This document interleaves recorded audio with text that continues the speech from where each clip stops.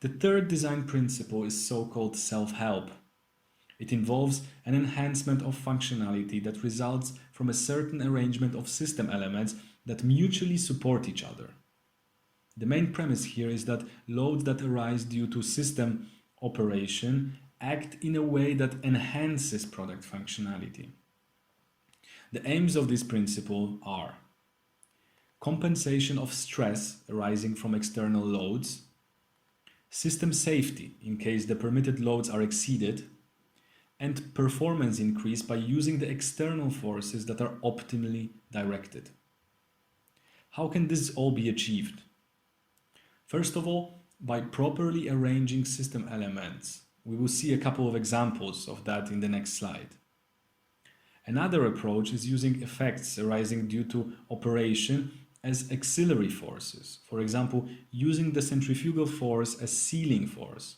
Also, thermal expansion stress can be used for that purpose.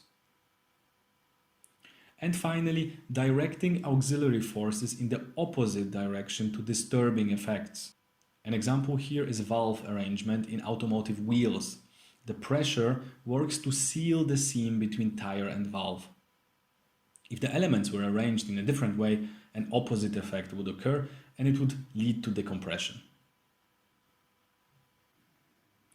Now, let us have a look at some examples of the right arrangement of components that facilitates the self-help functionality. First, there is the pressure tank.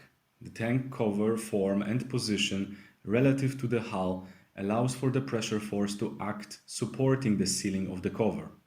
This way, the increase in pressure enhances function of the tank.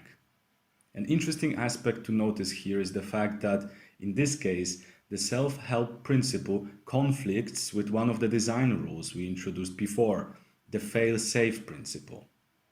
This is due to the fact that an excessive tank pressure will lead to catastrophic failure of the system since there is no pressure relief measure. Another example is the shaft felt seal. As you might already know, these seals are placed in machine casings with the concave part directed inside the machine. An increase of pressure within machine casing due to normal operation serves as an additional sealing force, pushing the seal against the shaft.